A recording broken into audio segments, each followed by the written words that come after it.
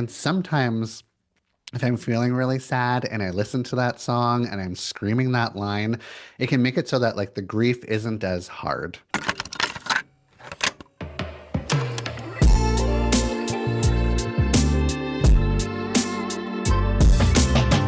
Hi, welcome to the guest list with Patrick Hicks. Today I am joined by Therapy Jeff. Jeff, thank you so much for joining me. Yeah, I'm really happy to be here and talk about music instead of relationships. Yeah, that's kind of the idea of the show is let people talk about just music and not what they normally have to talk about. Yeah, I mean, I'm sure I will be talking a lot about relationships as like all the music in my life typically connects with some sort of relationship, even if it's with myself. But yeah, big music fan, so I'm happy to be here. I've been following you for a long time, and yeah, I know that you've always got a cool shirt, you've always got a reference. So, where did you grow up? I grew up in Santa Monica, California. Oh, cool. I was born in 1980, so I spent my childhood, well, yeah, from when I was like a kid all the way until about 24 years old. I left Los Angeles and moved to Portland, Oregon. Oh, okay. What for school or? Well, I was done with school. I got done with my master's degree in marriage and family therapy, and yeah, I really enjoyed growing up in Santa Monica, but I didn't like LA. LA was just so big and vast, and even though I grew up there, I always got lost. So it just like it just didn't really feel like home. I wanted something that was more like contained and small, but still a city. And Portland is like the smallest metropolitan city, and a bunch of cool kids were moving there. So I was like, okay, I'm gonna try that out. And I've been here for 20 years now.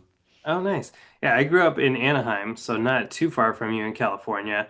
And Hmm. yeah, it never felt cool. Like everybody that I knew was like, we want to move to Seattle or Portland or Sure. maybe LA because LA still seemed cool to us in Orange Yeah, County. And then I moved to Chicago. Chicago to me always seemed like, oh, like a cool metropolitan city. And totally. yeah, it's weird. And then so many people are like, why would you ever leave California? But it's different if you grew up there.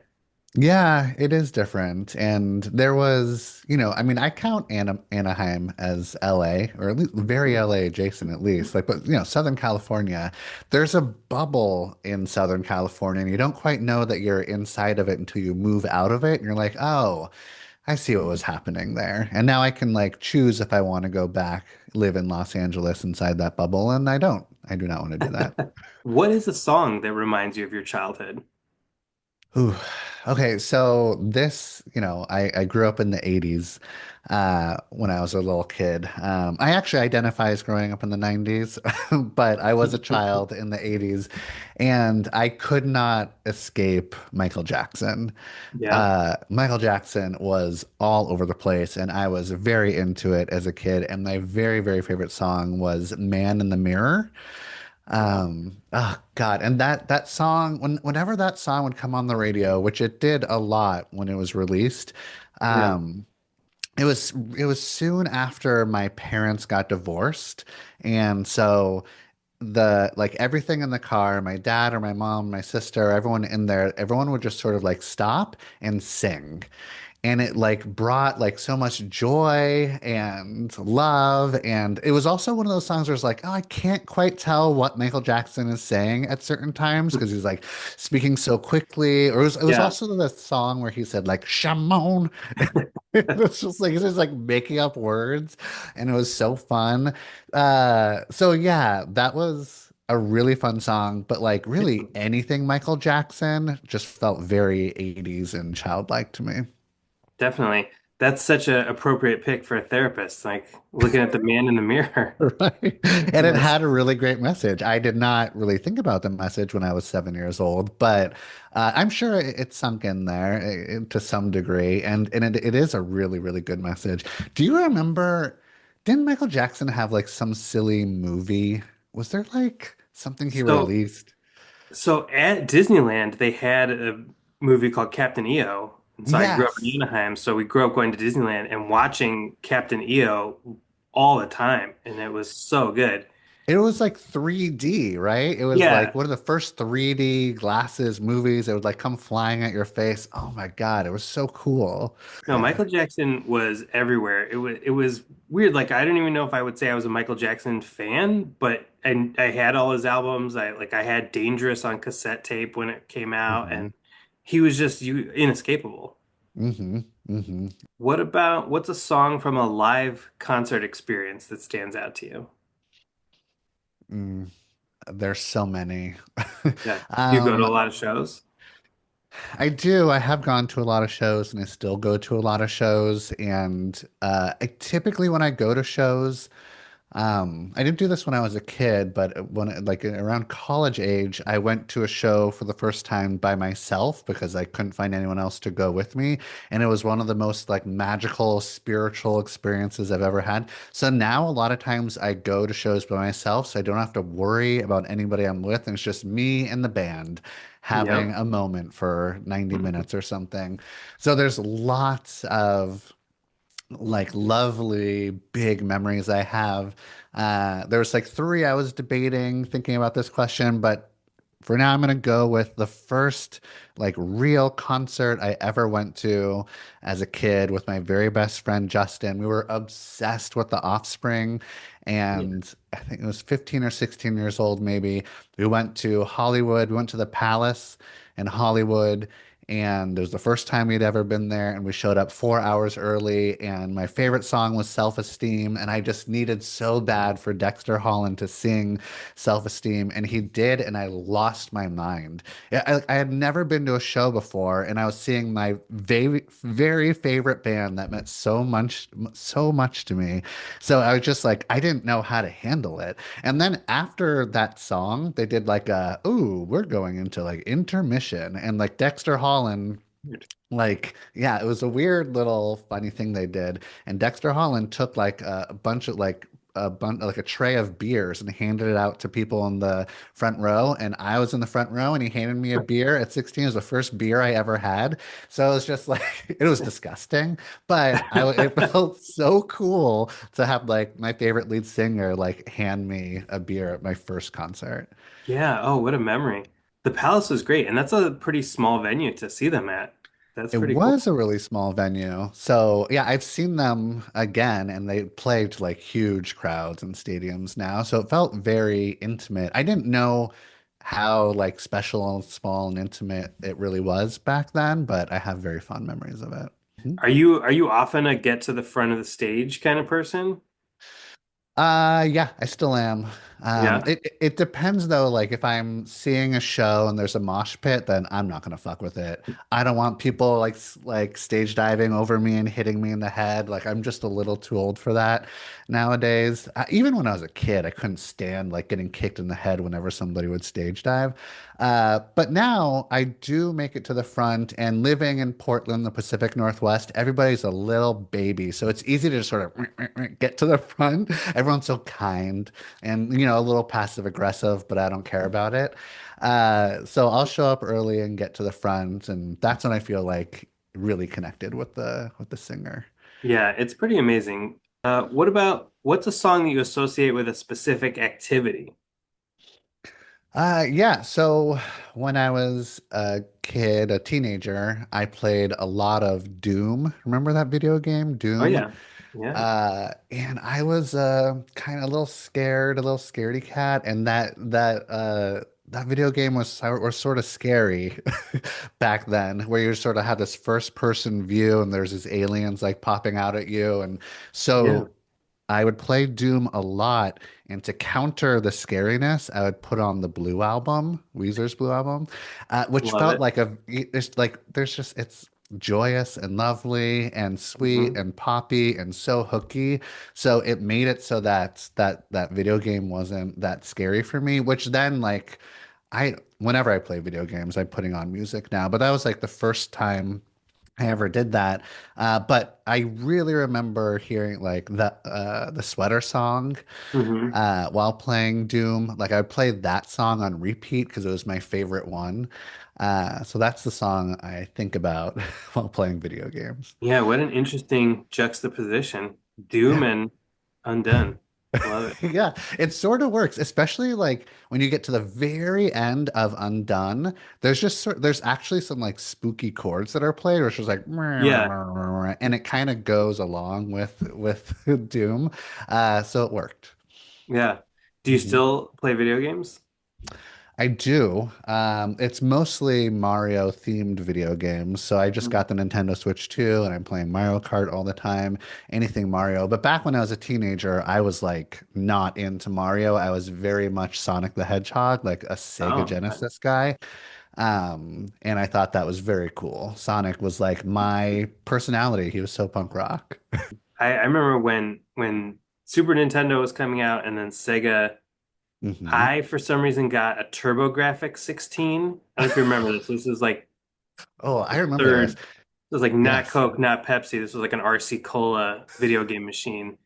And there was like a demo at like the mall that I had played of it. Yeah. I was like, this is gonna be the cool thing. Get me a TurboGrafx 16. And all my friends were talking about Sonic, and I was like, I don't have that. I had I TurboGrafx was 16. I knew a couple kids that had TurboGrafx 16 and honestly I was worried about them. I was like, "Are you okay? Did your stepdad get you this? Is that what's going?" But like I will admit that it had Bonk's Adventure, which Yes. was so Yeah. good. I love Bonk's Adventure and I wish that I had more access to it. I think that's what I played in the demo at the mall, and I was like, this is great. I can get It's this. a good game. It's a great game. I get it. What is a song that gets you emotional?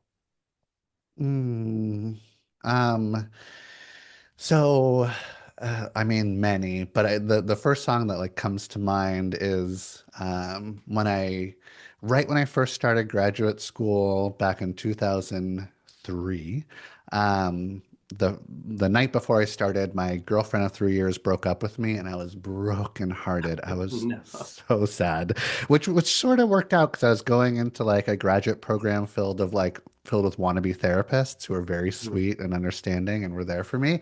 But I got hooked on Nada Surf's Let Go album, and Love that. there's a song called Inside of Love, which is like that album is just an amazing breakup album, but Inside of Love is such a good breakup song where he's just singing about how hard it is to be outside of love and wishing that he was inside of love and he'll do anything in order to do that and he's just sort of swooning over it.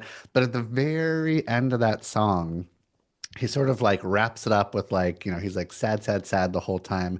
At the very end, he says, "Oh, maybe this was just a bad night. Like maybe I'm just like having a hard time tonight and it's not that big of a deal." And that always gave me a little bit of hope, but it always made me really emotional. So I think back like listening to that song on repeat while drinking like shitty gas station lattes and smoking lots of cigarettes. Yeah. Like, I mean, and oh God, I was such a sad boy back then, and Nada Surf's Let Go, especially that song Inside of Love, got me through it. Did you know them from Popular?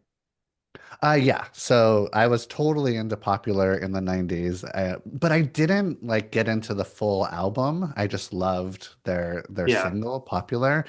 And then like the first show that I ever went to alone was a Not a Surf show at the Troubadour uh Oh, I love in the Hollywood. Troubadour. Yeah. And I got to like see them and they played all my favorite breakup songs to me. And it was like it was maybe like 6 months or so into the grief of the breakup. And I left that concert feeling so much relief. Like, okay, I think I'm gonna be all right because it was Oh, like that's this great. really big spiritual experience. And then I eventually like got to tell Matthew, the lead singer of Nada Surf, about that experience. Oh, And really? he was just like so sweet and awesome. And he was just like, "I'm so happy I could give you that experience." I was like, "Me too." How did you get to meet him? So that was when I became obsessed with Nada Surf, and Yeah. then I'd go to like all their shows in Portland and Seattle, and then one time I saw them play like a show with like a bunch of other like Barsuk record bands like Death Cab and The Long Winters in Seattle, and I went up to Seattle by myself, and right before their show I went out to dinner, and I was just like eating dinner, and then Matthew and the rest of the band came into the restaurant and sat at a table next to me, like this little four top next to me. And I looked at Matthew, and then he looked at me and he said, "Hey, do I know you?" And I said, yeah, you do. And he's like, how do you know me? And I was like, oh, I've been to all your shows in Portland and Seattle. And he's like, that's not what I was thinking. It's like he's just like, "Oh, I thought you just looked familiar, like a friend of a friend or something." I was like, "Oh no, I just love Nada Surf." And he's like, "Just why don't you sit at the dinner table with us? Like have dinner with us." And Wow. so I sat down with my favorite lead singer of my favorite band, and I got to like ask him all of the questions, and I told him that story, and he was really touched. That's amazing that you got recognized by your favorite band. Yeah, this was back in like 2015 or something. Yeah, it's That's crazy. amazing. That's so Uh-huh. cool.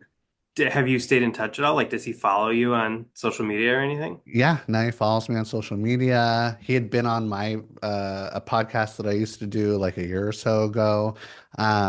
He's really sweet and he's a big fan of me now, and so Yeah. it's a really cool experience. Yeah. Yeah, that's awesome. Mhm. What about a song that reminds you of a milestone in your life? Uh yeah, so I got brokenhearted, went to graduate school. Once it was over, like 2 weeks later, I moved to Portland, Oregon, still trying to like mend my heart. And right when I moved to Portland is right when Death Cab's Plans album came out. And you know the song, I Will Follow You into the Dark. Yeah, I love that Um, song. yeah, so I moved to Portland. I don't know anybody. What the fuck am I doing here? Like, what? This is so not me to just like pick up and move somewhere that I don't know. Like, that's not comfortable for me. But I did it anyways, and I just had that album playing on repeat. And I listened to I Will Follow You into the Dark over and over, just like dreaming, hoping of like, oh, I want somebody that will follow me into the dark.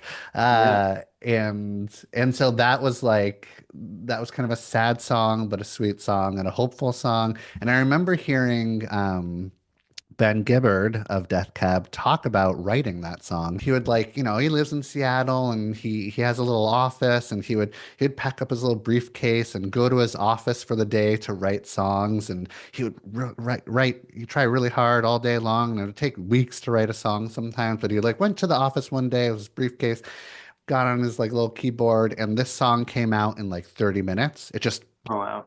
came out of him.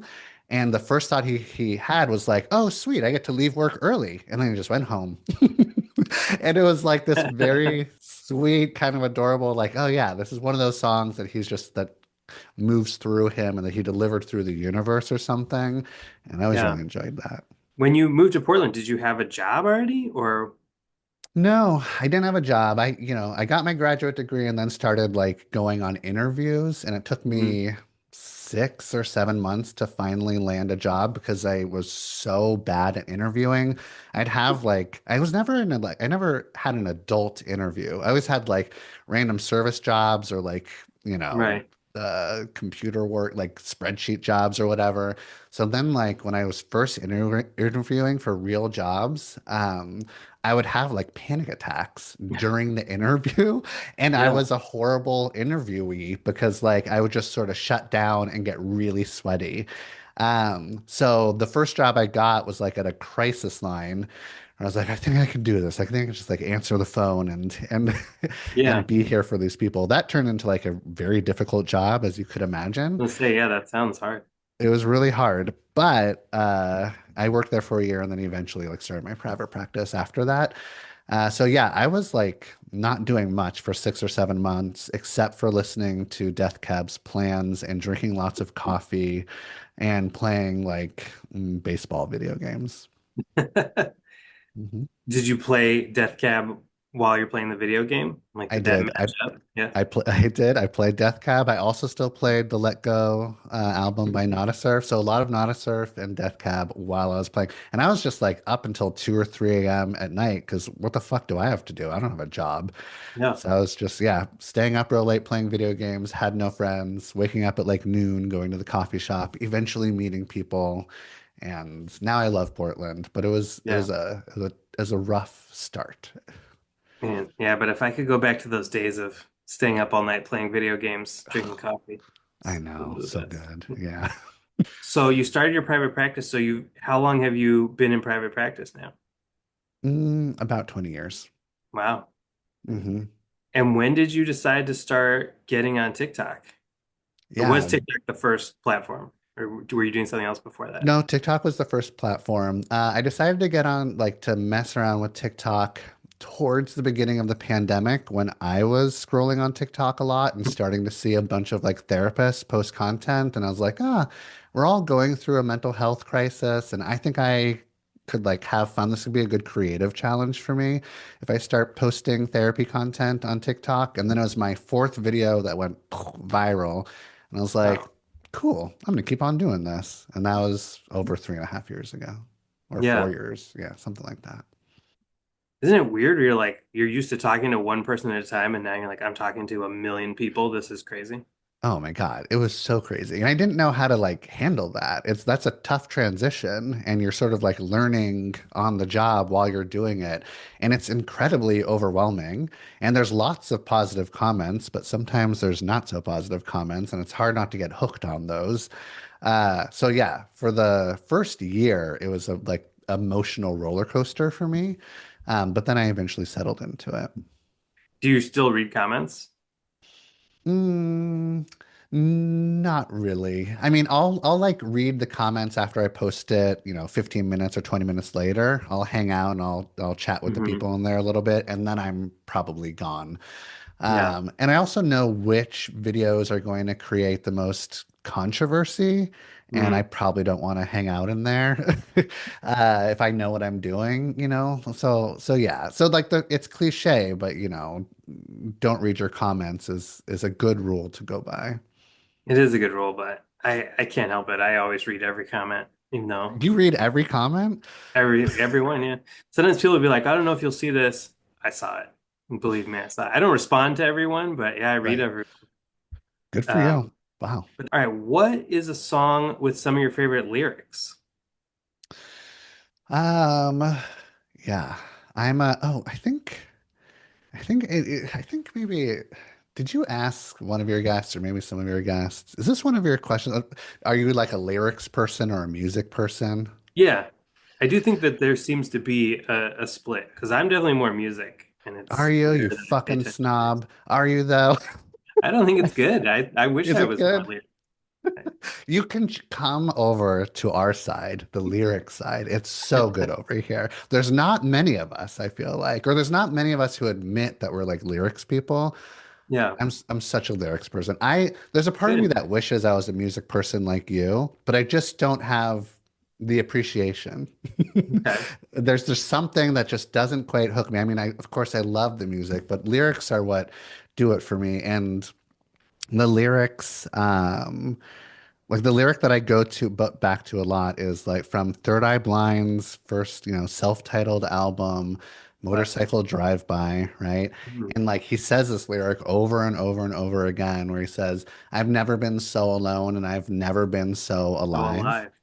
I Oh love that God. line.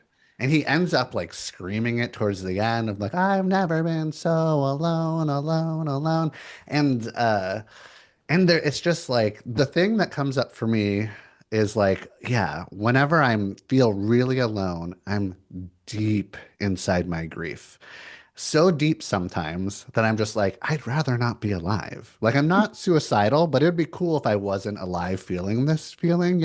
And so Hmm. when I feel so much grief and I feel like I don't really want to be alive, that's when I feel the most alive. Like that's when I'm just like, ugh, and there's nothing I can do about it. I'm just going to be in this sadness, in this grief. I feel so alone. And sometimes if I'm feeling really sad and I listen to that song and I'm screaming that line, it can make it so that like the grief isn't as hard. And I'm just like appreciating being alive and being in my body and feeling these emotions and feeling uncomfortable. And maybe that's what it's all about, to feel the uncomfortable emotions and scream it. And I don't know, it comes through in that song. And the last time I saw Third Eye Blind, I've seen them, I don't know, maybe 6 or 7 times. I saw them at the Weenie Roast for the first time, and that motherfucker was drunk as fuck at the Weenie Roast. He was trying to fuck a plastic donkey, and then he only played 4 songs and then he left. I was so upset. Um, but uh, the last time I saw them, it was in Bend, Oregon, at this like really beautiful amphitheater, and they played Motorcycle Drive-By as the first song. And I thought that was really cool, and it just sort of like grabbed me for the rest of the show. Do you find music to be therapeutic? Like, Are there songs that you can listen to that like you Hmm. feel like can actually improve your mental health? Mm. Yeah, definitely. Uh, Sort of like that song, but the other song that comes to me is what's the Pinkerton song? The Yeah, what is who's staring back at me, that funky dude. I don't Oh, want to it's be alone anymore. I don't, yeah, that, Good Life? yeah, The Good Good Life. Life. Yes. Took me a second. Uh, Yeah. yes. The Good Life is like, that feels like a really inspiring, song where that whole album is like kind of sad, right? Like he's Yeah. very emotional, a little misogynistic, or kind of misogynistic, but also like very sad and depressing. And so like when he's singing about his depression, especially in that on that album, in that song, The Good Life, like that feels also like very cathartic and therapeutic. Whenever somebody is singing about like a really sad, even like the Bleachers, I love the Bleachers, especially that song I Miss Those Days, because he was talking about how he was so lost, yet he misses those days so much. There's just sort of like nostalgia for those teenage, early 20s, whatever, when you're just like struggling. Yet you look back fondly on those days 20 years later and you just like really miss them because they're so emotional. Yeah. I All get that that. feels very therapeutic. Yeah. What is a song you think people might be surprised to find out you love? I love the singles by Kesha. Like I Right. just love Kesha and her whole vibe. I loved her first I loved her first TikTok, her song called TikTok. Yeah. But my favorite song of hers is Die Young, where it's just got this like fucking beat that goes hard and it's really fun and you can't help but like like dance to all of her songs. And she's so like I don't know. Her lyrics are like so dirty. They sound like just sort of like she's like a teenage boy.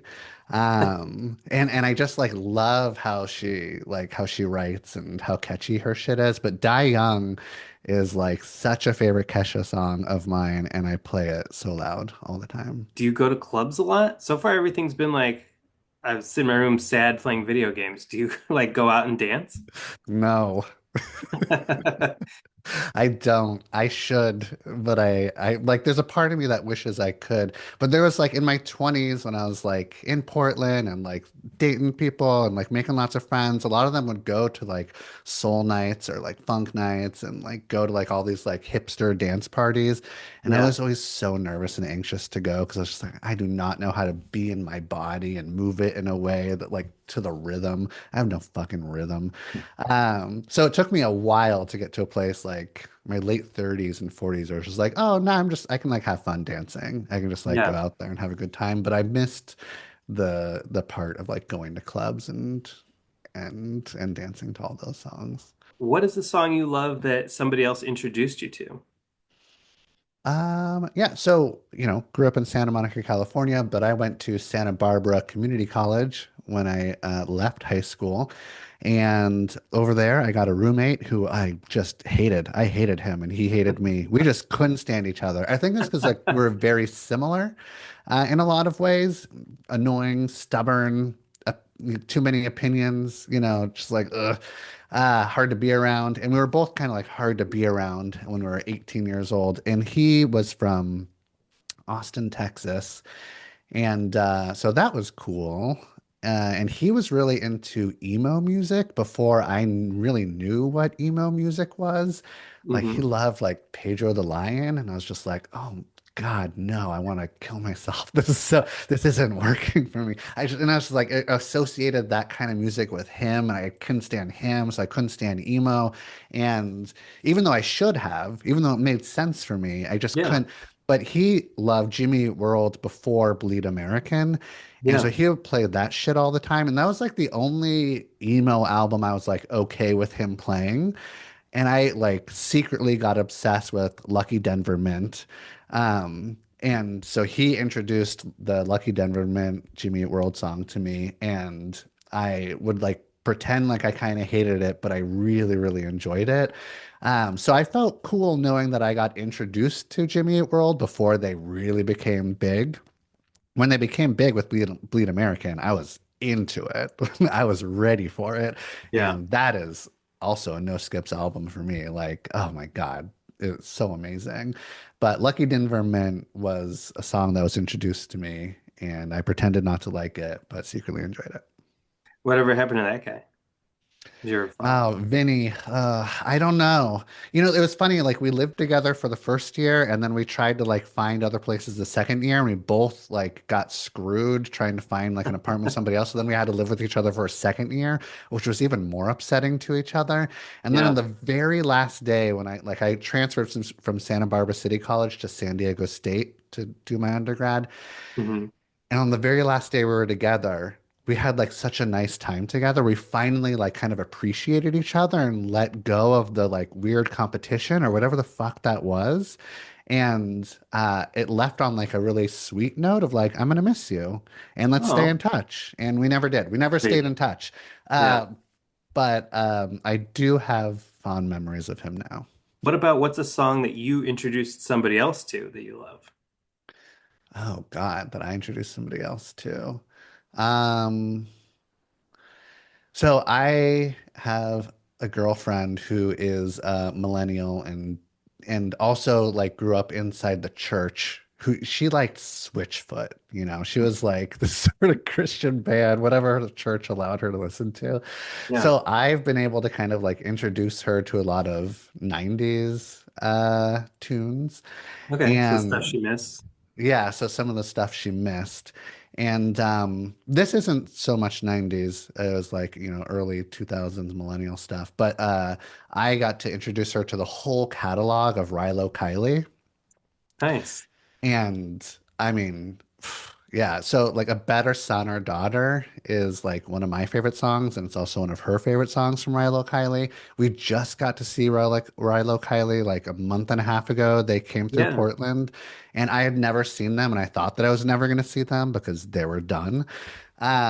So watching Rilo Kiley sing Better Son or Daughter with my girlfriend, who that was her favorite song that I introduced to her, felt like really magical and sweet and emotional. So yeah, that's I love that band and I love watching her kind of like discover it anew. I love that band. I did get to see them back in the day, Ugh, Jenny Lewis is such a babe. especially because I loved The Wizard as a kid. So to see your like elementary school crush then be in an awesome band was I know. crazy. Oh my God, The Wizard was such a good movie. Yeah, I watched that movie over and over again. It's Me classic. too. And it's one I have not gone back to. I'm kind of afraid like maybe it won't hold up. I'm just gonna keep Mm. it in my memory as like that I, movie was you know what? perfect. Challenge yourself. I bet it does hold up. I haven't watched it either, but like it's like a family-friendly Fred Savage movie. Like how bad could it be, right? It's Yeah. it's very sweet. Yeah. I remember that movie because Super Mario 3 was in the movie, but it wasn't out yet. I was like, oh my Yeah. God, new Yeah. Super Mario game. Yeah. What a strange and funny way for them to like debut a new video game to us through That's what this I'm worried movie. about. If I watch it, is it all just a commercial for Nintendo that I didn't realize at the time? But it It works is, on me. and the really badass scene, quote unquote badass scene, was when that little punk put on that power glove. Power Glove, yeah. Oh my God. And I got that power glove because of that fucking movie. And that thing was not it No, was it never very worked. hard to Yeah. navigate. Yeah, it did not work. It sucked. So yeah, Uh, maybe it's just a 90-minute ad for Nintendo. So all right, last one. What is the most recent song that you've fallen in love with?